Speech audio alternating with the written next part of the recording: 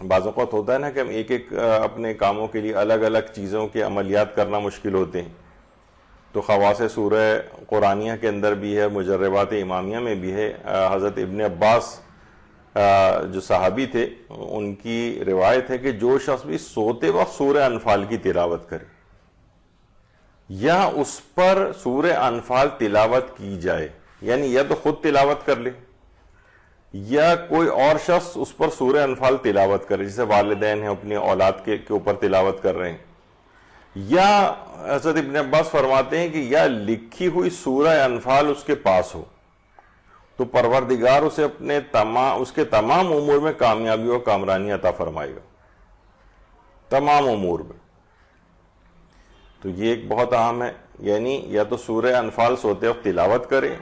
یا اس پر تلاوت کی جائے، یعنی وہ خود تلاوت نہیں کر رہا لیکن کوئی دوسرا شخص اس کے اوپر تلاوت کر رہا ہے یا اس کے لیے تلاوت کر رہا ہے، یا سورہ انفال لکھی ہوئی اس کے پاس ہو، تو اس کو اپنے تمام امور میں، یعنی کیسی برکت اس کو حاصل ہوگی کہ جتنے کاموں میں ہاتھ ڈالے گا وہ سارے کامیاب ہوتا چلا جائے گا۔ ان تمام سوروں کی جو فضائل ہیں اس میں کوئی بعید نہیں ہیں یہ چیزیں، اگر اعتقاد کے ساتھ ان تمام چیزوں کو انجام دیا جائے، کیونکہ فقط قرآن یقیناً کتاب ہدایت ہے، لیکن اس کے ساتھ ساتھ اس کے بے پناہ فضائل اور برکات اور ہیں، دین اور دنیا کی ہر خیر قرآن کے اندر موجود ہے، اس سے تمام فوائد حاصل کیے جا سکتے ہیں۔ اچھا، اس کے علاوہ اس کی تلاوت سے بے پناہ ثواب ملتا ہے۔ تفسیر مجموع البیان جو علامہ طبرسی نے لکھی ہے، اس میں ایک روایت ہے ہمارے پیغمبر اکرم ختم مرتبہ صلی اللہ علیہ وآلہ وسلم کی، کہ پیغمبر فرماتے ہیں کہ جو اس سورہ کی تلاوت کرے، دنیا کے تمام منافق مرد اور عورتوں کی تعداد کے 10 گنا برابر نیکیاں اس کے نامہ اعمال میں لکھی جاتی ہیں، اور ان لوگوں کی، یعنی منافقین کی پوری دنیا میں جو تعداد پائی جاتی ہے اس کے 10 گنا برابر گناہ اس کے معاف ہوتے ہیں، اور عرش پر جو فرشتے موجود ہیں اس کی زندگی ہی میں اس پر درود بھیجتے ہیں۔ دیکھیے بہت سی روایات میں یہ آیا ہے کہ اللہ درود بھیجتا ہے، کہیں ہے فرشتے درود بھیجتے ہیں، تو اللہ کا درود بھیجنا یہ نزول رحمت کرواتا ہے، یعنی اللہ کے درود بھیجنے سے مراد ہے اللہ اپنی رحمتیں نازل فرماتا ہے۔ فرشتوں کا درود بھیجنا طلب مغفرت ہے، اور بندوں کا جو درود بھیجنا ہے وہ درجات میں بلندی کی دعا ہے، یعنی ان سب افراد کے، یعنی اللہ کا درود بھیجنا الگ معنی میں ہے، فرشتوں کا درود بھیجنا الگ معنی میں ہے، اور صاحبان ایمان کا درود بھیجنا الگ معنی میں۔ اللہ کا درود نزول رحمت ہے، فرشتوں کا درود طلب مغفرت ہے، اور عام مومنین کا درود درجات میں بلندی کی دعا ہے۔ تو اگر کوئی شخص سورہ انفال کی تلاوت کرتا ہے تو دنیا کے تمام منافقین جو مرد اور عورت ہیں ان کی تعداد کے 10 گنا برابر نیکیاں اس کے نامہ اعمال میں لکھی جاتی ہیں، ان کی تعداد کے 10 گنا برابر گناہ اس کے محو ہوتے ہیں،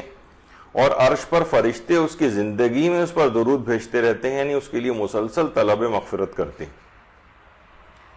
اچھا، اب اس دماغ میں ایک سوال آتا ہے کہ اس سے پہلے بھی آیا ہے کہ کچھ روایات میں کچھ سورہ کے لیے آیا ہے کہ تمام دنیا میں پائے جانے والے منافق مشرکین کی تعداد کے برابر نیکیاں دی جاتی ہیں، یہاں پر آیا کہ پوری دنیا میں موجود منافقین کی تعداد کے 10 گنا برابر نیکیاں دی جاتی ہیں۔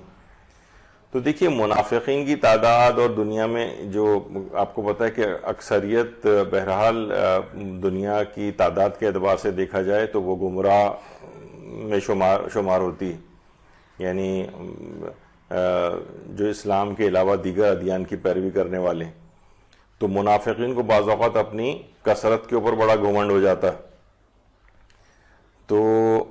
جیسے آج کل کفار کی تعداد جو ہے وہ سب سے زیادہ ہے، مسلمانوں سے بھی زیادہ ہے،